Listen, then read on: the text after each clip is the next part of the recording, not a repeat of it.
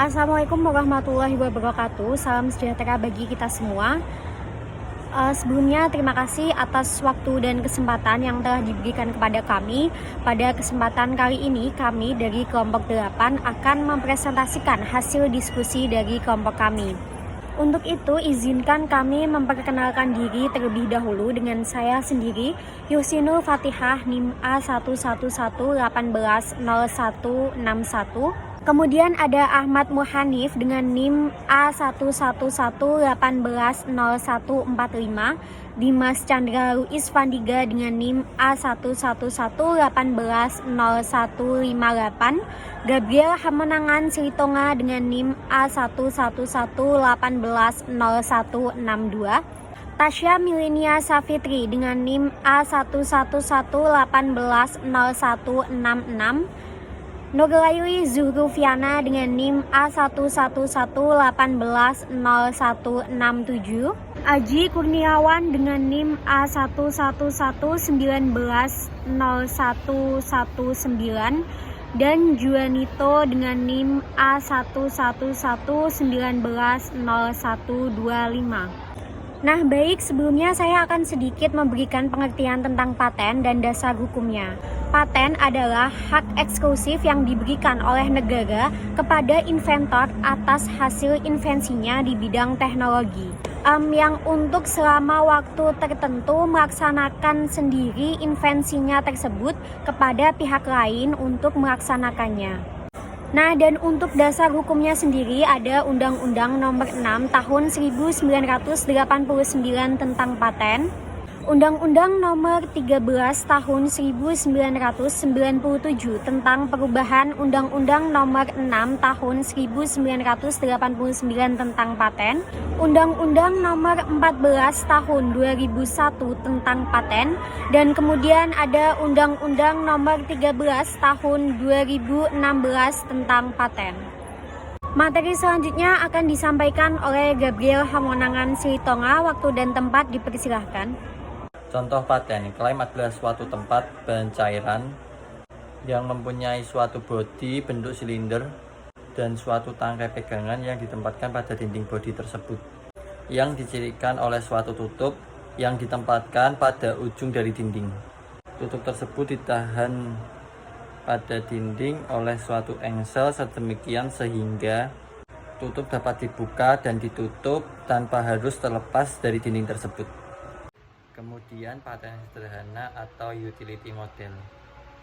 Yang pertama, hak eksklusif yang diberikan untuk invensi berupa produk atau alat yang baru dan mempunyai nilai kegunaan yang praktis. Yang kedua, tidak diberikan untuk invensi yang berkaitan dengan proses. Yang ketiga, jangka waktu perlindungan 10 tahun. Contoh invensi. Gambar pertama adalah pop top aluminium yang diciptakan oleh Ermal Crayonfresh pada tahun 1959. Gambar kedua adalah liquid crystal display atau LCD yang diciptakan oleh James Ferguson pada tahun 1968. Gambar ketiga adalah jigging tube yang diciptakan oleh Joseph Weidman pada tahun 1937. Selanjutnya saya kembalikan ke moderator. Terima kasih. Baik, dan materi selanjutnya akan disampaikan oleh Nurlayli Zuhrufiana. Untuk materi selanjutnya mengenai inventor dan invensi. Inventor adalah seseorang yang secara sendiri atau beberapa orang yang secara bersama-sama melakukan ide yang dituangkan dalam suatu kegiatan yang menghasilkan invensi. Invensi sendiri adalah ide inventor yang dituangkan dalam suatu kegiatan pemecahan masalah yang secara spesifik di bidang teknologi. Ide tersebut dapat berupa produk atau proses ataupun penyempurnaan dan pengembangan produk atau proses. Untuk selanjutnya mengenai hak prioritas. Hak prioritas adalah hak pemohon untuk mengajukan permohonan yang berasal dari negara yang bergabung dalam Paris Convention for Protection of Industrial Property atau Agreement Establishing the World Trade Organization untuk memperoleh pengakuan bahwa tanggal penerimaan di negara asal merupakan tanggal prioritas di negara tujuan yang juga merupakan salah satu anggota dari kedua perjanjian tersebut. Selama perjanjian itu dilakukan dalam kurun waktu yang telah ditentukan berdasarkan Paris Convention tersebut. Hak eksklusif adalah hak yang diberikan kepada pemegang paten untuk jangka waktu tertentu guna melaksanakan sendiri secara komersial atau memberikan hak lebih lanjut kepada orang lain. Yang selanjutnya mengenai royalti. Royalti adalah imbalan yang diberikan untuk penggunaan hak atas paten. Yang selanjutnya mengenai hak pemegang paten dibagi menjadi 4. Yang pertama, pemegang paten memiliki hak eksklusif untuk melaksanakan paten yang dimilikinya dan melarang orang lain yang tanpa persetujuan A. Dalam hal produk dengan membuat, menjual, mengimpor, menyewa, disewakan atau menyerahkan, memakai, menyediakan untuk dijual atau diserahkan produk yang diberi paten.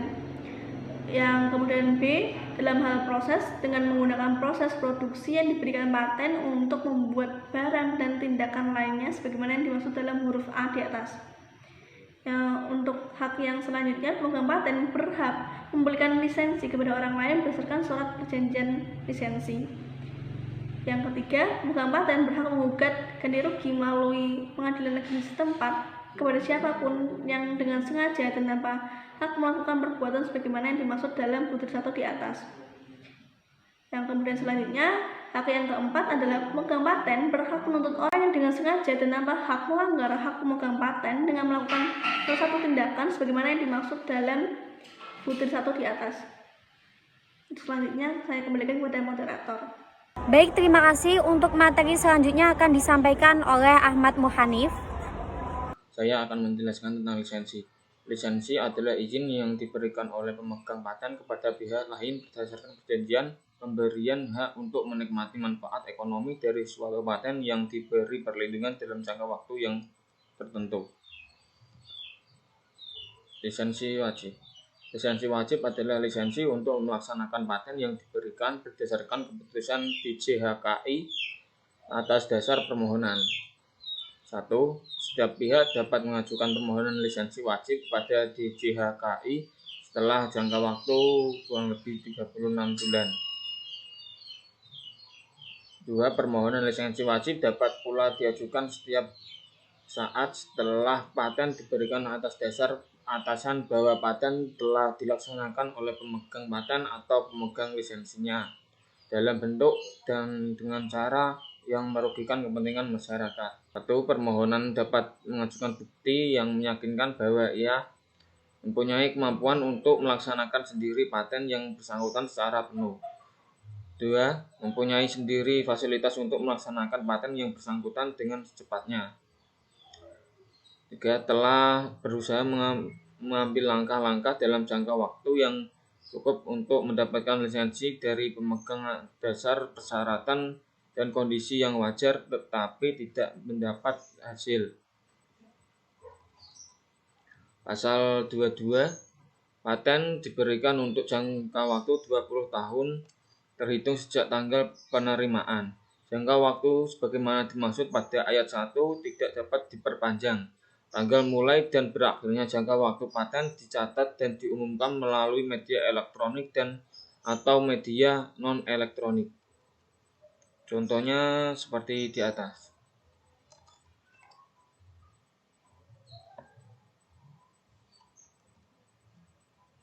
Baik, saya lanjut. Pengalihan paten. Pengalihan paten atau kepemilikan paten dapat beralih atau dialihkan baik seluruhnya maupun sebagian karena 1. Pewarisan, 2. Hibah, 3. Wasiat, 4. Perjanjian tertulis, 5. Sebab-sebab lain yang dibenarkan oleh peraturan perundang-undangan. Terima kasih. Untuk materi selanjutnya akan disampaikan oleh Tasya Melinea Safitri. Oke, di sini saya akan menjelaskan contoh invensi Sosrobahu Chokarda Rakasukawati paten Jepang tahun 1992, kemudian paten Indonesia tahun 1995. Paten, hak eksekutif yang diberikan untuk suatu invensi atau teknologi. Kemudian invensi dapat berupa produk atau proses baru yang menawarkan solusi teknik baru atas suatu masalah.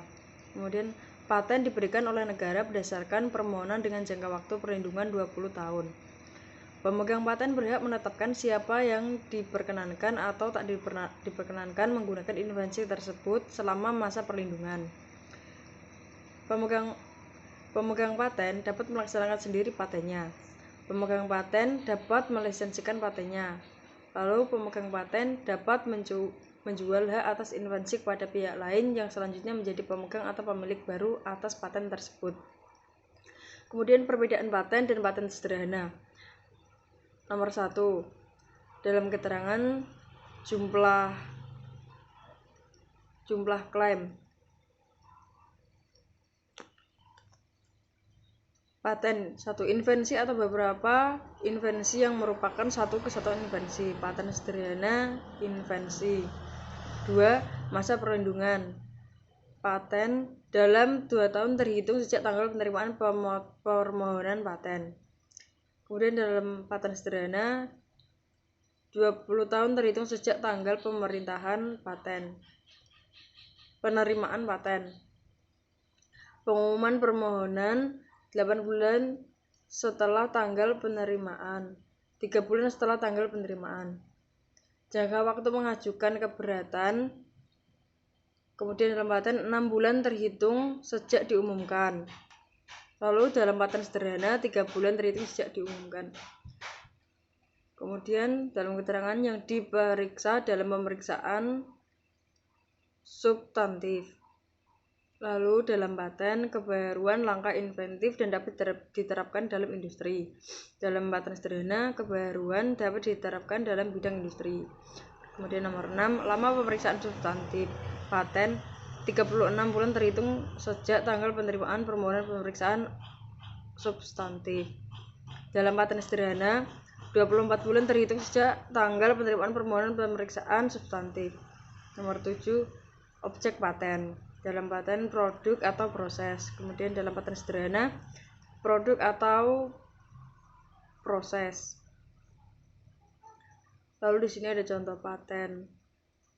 Contoh paten, kita mengambil suatu alat tulis yang mempunyai permukaan yang tidak licin, menyetujui kulit jeruk pada bagian ujung penulisan sepanjang sepertiga panjang atau alat tulis tersebut.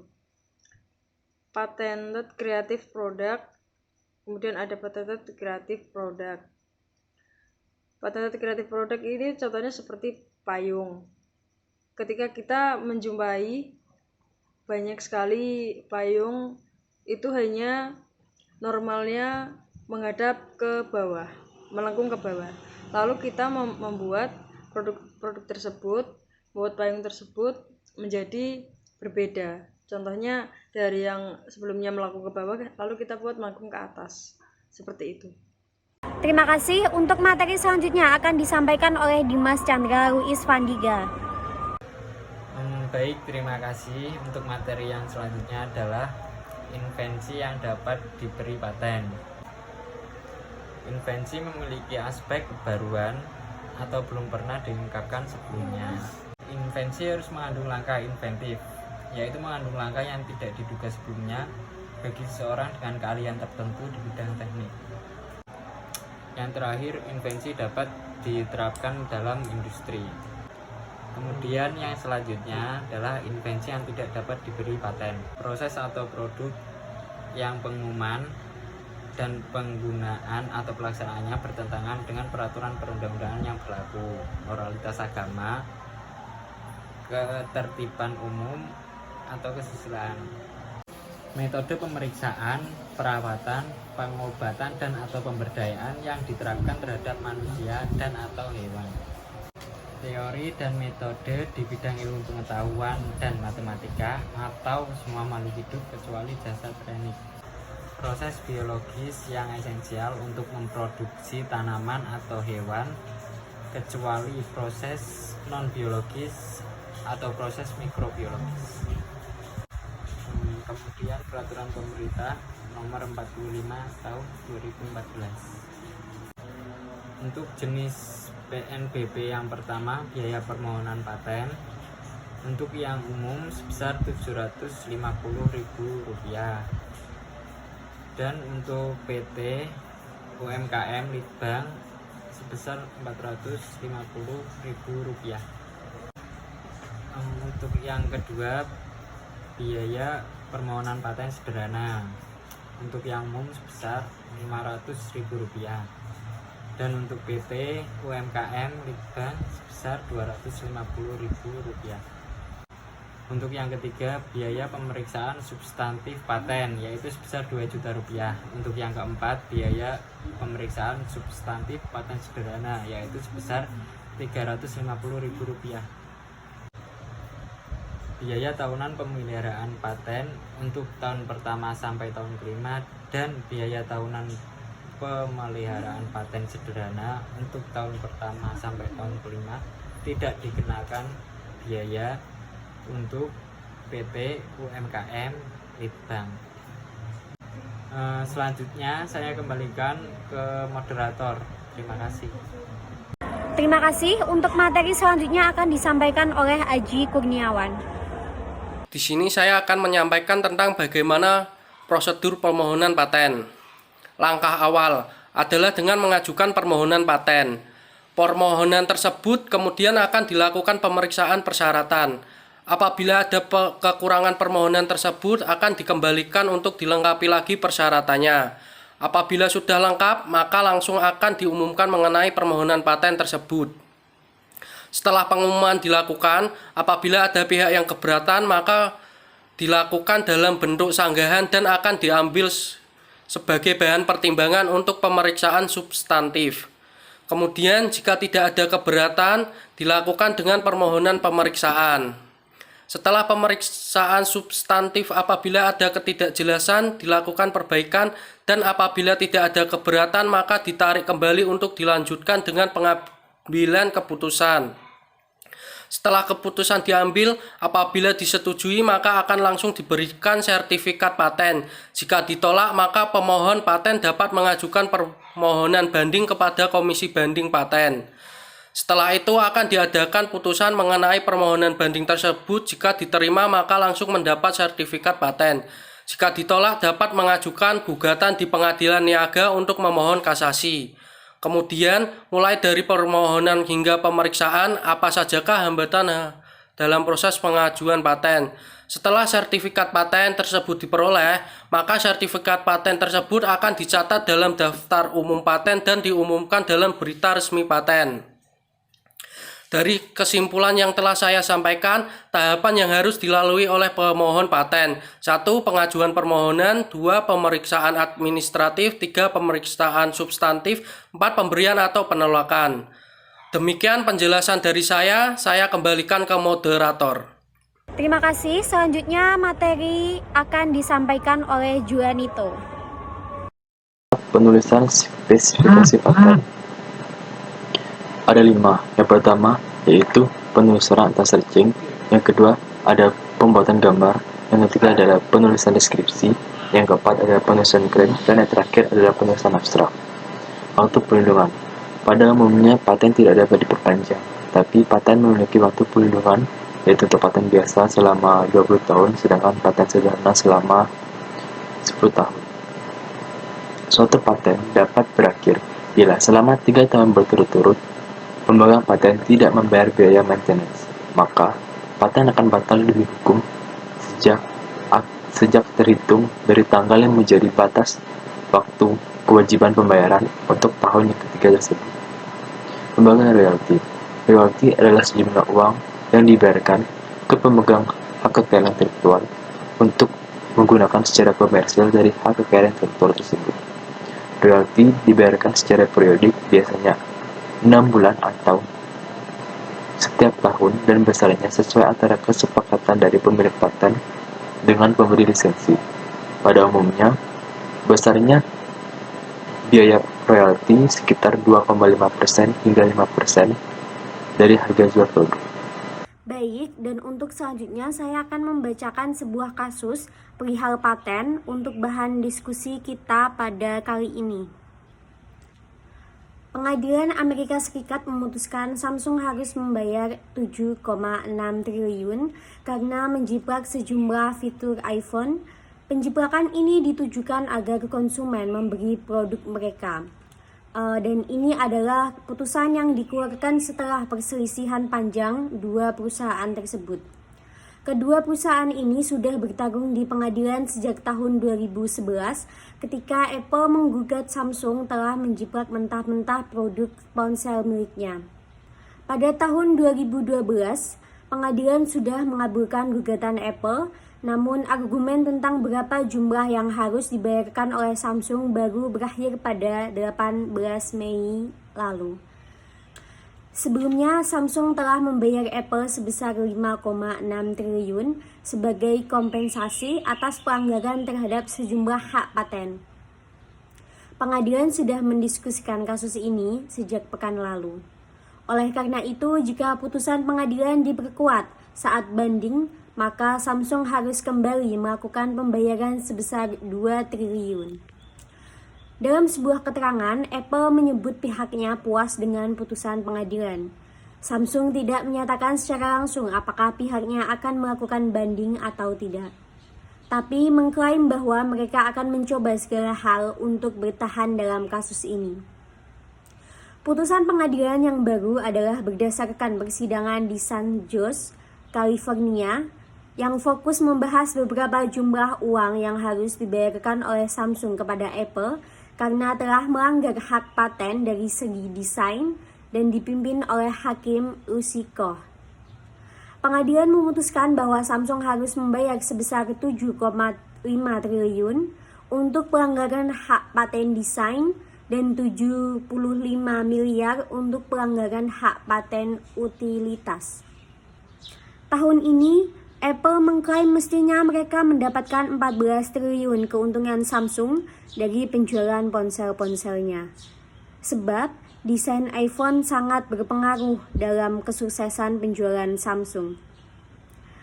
Samsung lantas berusaha mengurangi angka tersebut hingga 396 miliar. Alasannya, Samsung seharusnya hanya membayarkan keuntungan yang diperoleh dari penjualan komponen-komponen tertentu yang melanggar hak paten Apple. Di awal persidangan, pengadilan memutuskan Apple akan menerima 14,85 miliar yang kemudian dikurangi jumlahnya. Baik, dari studi kasus yang telah saya bacakan, teman-teman bisa langsung saja berdiskusi dan saya harap topik pembicaranya bisa tetap berada di dalam apa yang kita bahas. Silakan, jika ada yang ingin menyampaikan argumennya, bisa langsung saja angkat tangan. Saya ingin menyampaikan argumen saya. Baik, dipersilahkan. Terima kasih. Menurut saya, Samsung melakukan pelanggaran etika dalam kegiatan bisnisnya terhadap Apple mengenai hak paten dan fitur. Nah, kenapa Samsung sampai bisa melakukan pelanggaran tersebut? Menurut saya, dipacu oleh tingginya permintaan konsumen terhadap produk keluaran Apple meskipun dijual dengan harga yang cukup tinggi. Sehingga Samsung akhirnya memutuskan untuk mengeluarkan produk smartphone dengan fitur nyaris sama dengan produk Apple dan dijual dengan harga terjangkau. Terima kasih.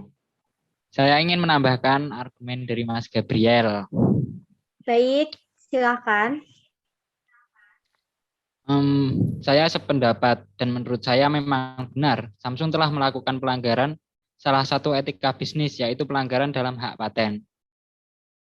Sebaiknya Samsung hendaknya memohon izin kepada perusahaan terkait jika ia ingin memproduksi produk yang memiliki fitur sama dengan produk perusahaan terkait.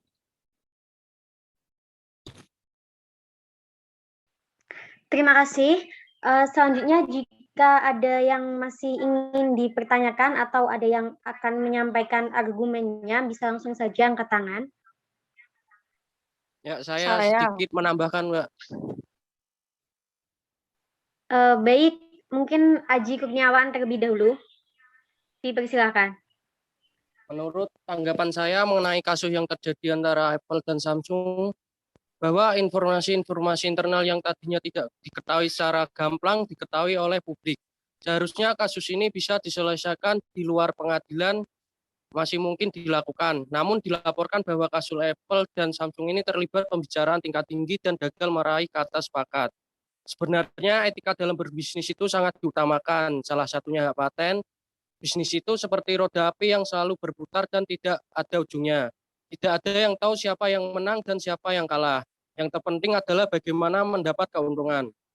Padahal sudah jelas dalam kasus ini Samsung dan Apple sama-sama melanggar etika dalam berbisnis seperti dalam etika kompetisi persaingan, prinsip kerahasiaan dalam perusahaan, dan perilaku profesionalitas.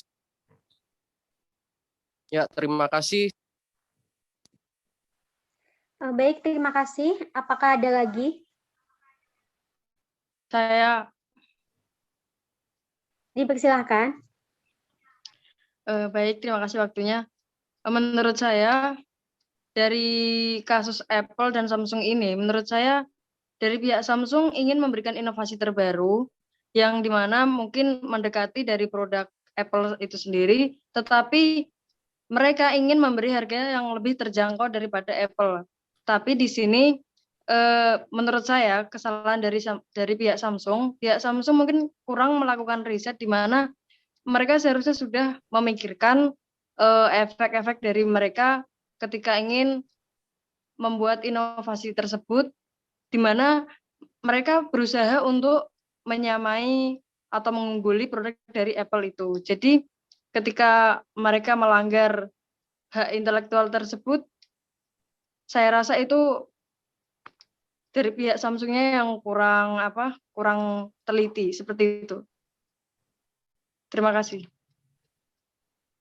Baik, terima kasih. Mungkin ada yang ingin menanggapi atau melontarkan pertanyaan.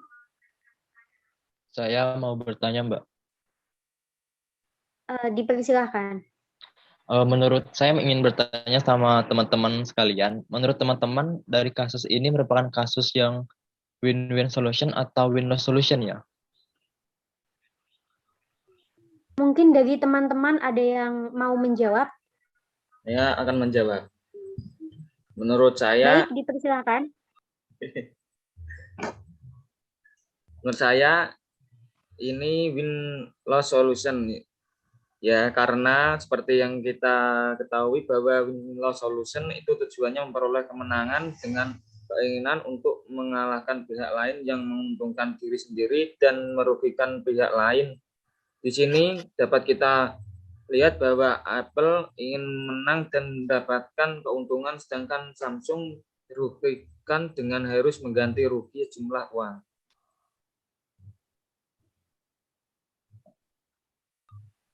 Baik, terima kasih untuk jawabannya.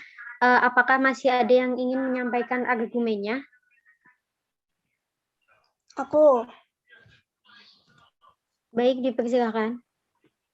di sini Samsung dinilai melakukan pelanggaran etika dalam kegiatan bisnisnya terhadap Apple mengenai hak paten dan fitur. Pemicu Samsung melakukan pelanggaran etika bisnis tersebut adalah tingginya permintaan konsumen terhadap produk keluaran Apple, meskipun dijual dengan harga yang cukup tinggi, sehingga Samsung akhirnya memutuskan untuk mengeluarkan produk smartphone dengan fitur yang nyaris sama dengan produk Apple dan dijual dengan harga yang terjangkau. Di sini Samsung telah melakukan salah satu etika bisnis, yaitu pelanggaran dalam hak paten. Sebaiknya Samsung hendaknya memohon izin sebelum melakukan produksi tersebut kepada produk perusahaan terkait. Terima kasih.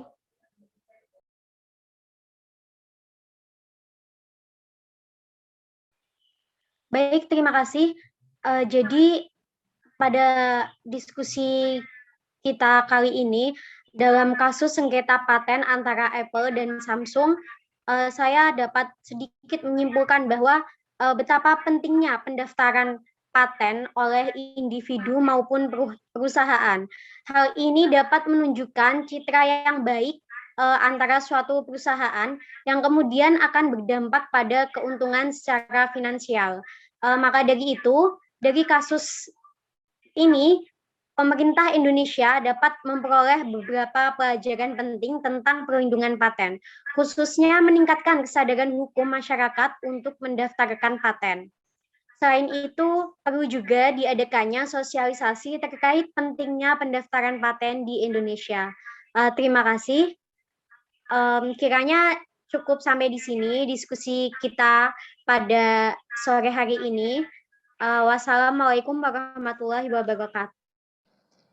Waalaikumsalam warahmatullahi wabarakatuh.